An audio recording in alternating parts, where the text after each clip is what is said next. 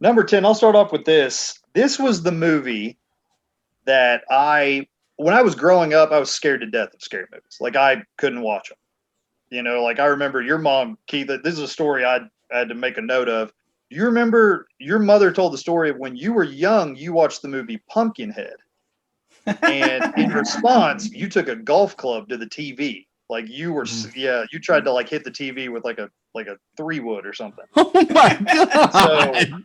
yeah, like at least that like it's the fight or flight instinct, and his fight kicked in, and he said, "Well, the monster's on the TV, so I guess I'll destroy the TV." I don't think you didn't end up hitting it, but your mom says that you like that was your response was to like bash.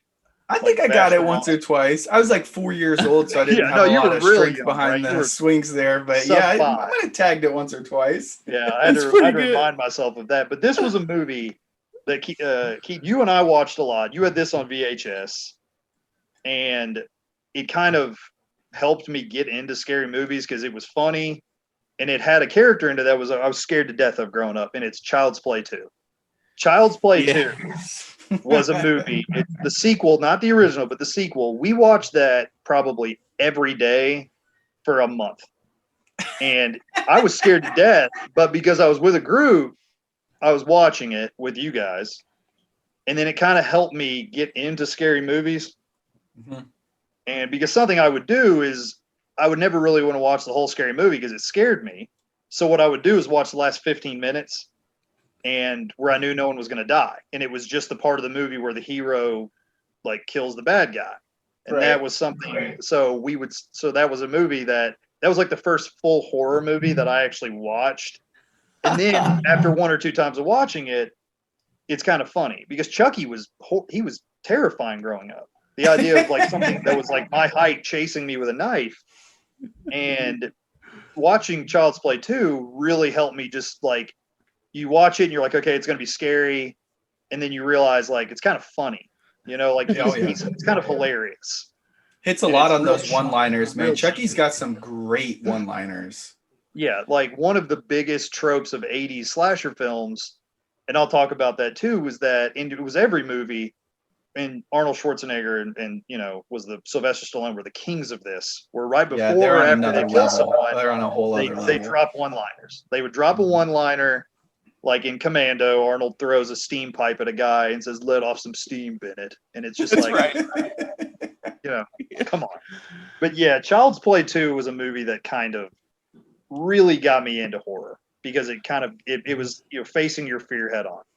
Chucky scared me more than any other movie growing up, and so I was like, I'm going to sit down with my friends and watch this, and that was really so. Anyway, and it's a good movie. I think it's better than the original. I think Child's Play 2 is better than the original. The climax of the film where they're in the good guy doll factory That- is really suspenseful because there's a bunch of pop out moments, a bunch of jump scares, and Yeah.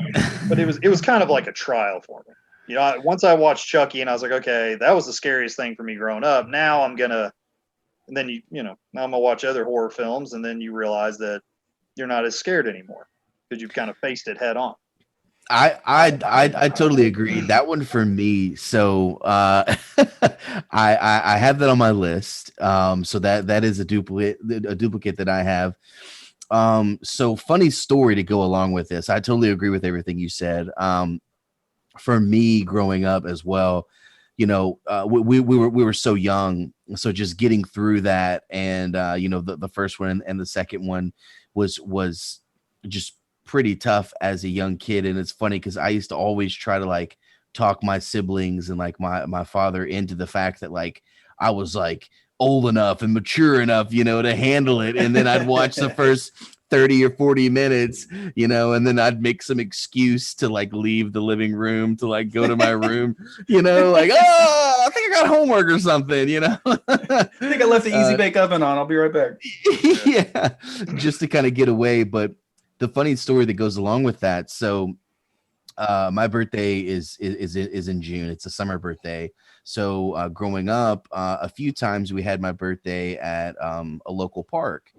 And I mean, we were all very young when that movie came out, so I'm not sure exactly how young I was. I don't know, between like 4 and 8, I guess. I don't 1990. know. 1990. Okay, so there you go. So yeah, very, very, very young. And there was a doll out at that time called the My Buddy doll. And do you remember Blonde hair. that? My buddy, yeah. my buddy. Yeah. My buddy. Wherever I go, he goes, my buddy. Yeah. So everyone That's wanted a My Buddy doll. Okay. I was no different. I asked for one, but I did not know that Chucky was going to come out. Well, Chucky came out, and I had Chucky on my mind. And there's this home video, and this is one of those things. Like, there's so many home videos I would love to get converted to DVD and so on, and MP4s or whatever. This is one that, like, this is a must-have moment for me, like, in my childhood. So the video, I'm at my birthday, and I'm opening up presents, and I get to this My Buddy doll, and I open it up, and everyone's like, "What? Aren't you excited?" And I'm sitting at like a picnic table, and I open this up, and I see this My Buddy doll, and instantly I just think Chucky. And I don't know if someone moved the table or something, but it kind of moved a little bit, and I literally, my face was just full on shock mode. I get up and I start running away. I run across the park. And I just run. I don't stop until I get to like a playground. And I start hiding in the playground. And my family's like, "What is going on?" I'm like, "It's Chucky. He's after me." Oh yeah. Oh man. I was. So, yeah. It was definitely traumatizing watching a doll chase people with a knife, and the fact that we were that height. The fact that I was like as tall as him, and I was like, man, he could like really jump on my back and fuck me up. Yeah. It scared the Jesus out of me. Yeah. I mean, every little kid had little stuffed dolls like that or something, you know what I mean? So, like, what's scarier to a little kid than one of their dolls coming to life and, like, creeping through their closet at night and duct taping them down in their bed or some jazz? Chucky definitely trying to transfer hits... their soul into them. Yeah, right. Ade Dewey Dimbella. Chucky had a weird agenda. So Chucky, Yeah. I mean, very high on the villain factor there. Definitely high on the humor factor and the creativity of the carnage in those movies as well. So many good one-liners. Number 1 was good, but number 2, like, they had identified the character and established Chucky, so they didn't have to do as much of that, and they just kind of let him have fun. So you got the scene, the terrifying scene in the school where he's got the yardstick and he beats the teacher, I think, with it. Mm-hmm. He hits her with the air pump and pumps. Yeah. Oh my gosh. Yeah. She opens the closet and you can't see him. Like you don't know where he is, and so she'll like move things out of the way, and you think he's going to jump out. There were 3 or 4 times in that one 15 to 20 second segment where you're like, he's going to jump out now, and then he never does. And then out of nowhere, he just pops out with that air pump and he gets her, and then he beats her to death with a yardstick. And that's because that's how Chucky rolled, I guess. All-time classic. Yeah, definitely a great one of the top horror franchises. Oh man, that's awesome. That's awesome. Definitely number 2 is my favorite for sure. I haven't seen all of them. I stopped somewhere after Bride of Chucky, I want to say, but I heard they kind of got... Oh no, Ann and I went back and watched like the last one recently, and it was pretty funny. They're just like completely off the humor spoof spectrum by the end of the series. Yeah. They came out with a new one a couple of years ago. They rebooted the whole series, and it's okay, but it kind of deals a lot more with like Bluetooth and stuff. Like he's not like a possessed doll. He's a doll that has like a bad microchip in him.